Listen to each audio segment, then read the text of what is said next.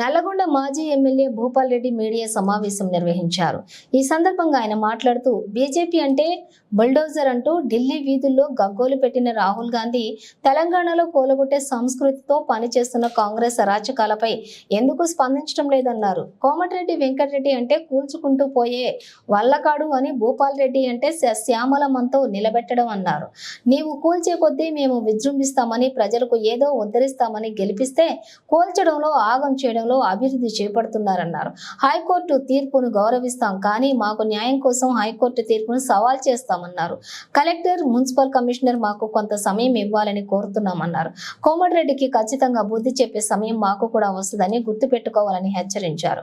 ఏ పార్టీకైనా కార్యాలయమే దేవాలయం అని, party office లేని రోజుల్లోనే రోడ్లపై పట్టాలపై పడుకొని పోరాటం చేశామని గుర్తు చేశారు. పార్టీ కార్యాలయమైనా కూడా ఎన్నో సామాజిక కార్యక్రమాల కోసం ఉపయోగించామన్నారు.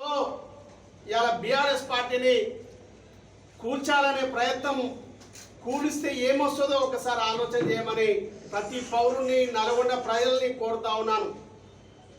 ఇవాళ నువ్వు కూల్చినంత మాత్రాన ఈ టీఆర్ఎస్ పార్టీ ఒళ్ళగాడు కాదు.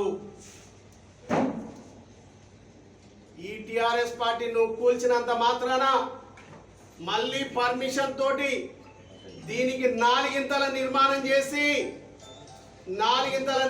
చేసి పార్టీ కార్యక్రమాలను ఇదే గడ్డ మీద నుంచి కొనసాగిస్తాం. వెంకటరెడ్డి, మేము దేనికి భయపడేది లేదు, ఎవరికి భయపడేది లేదు. నీలాగా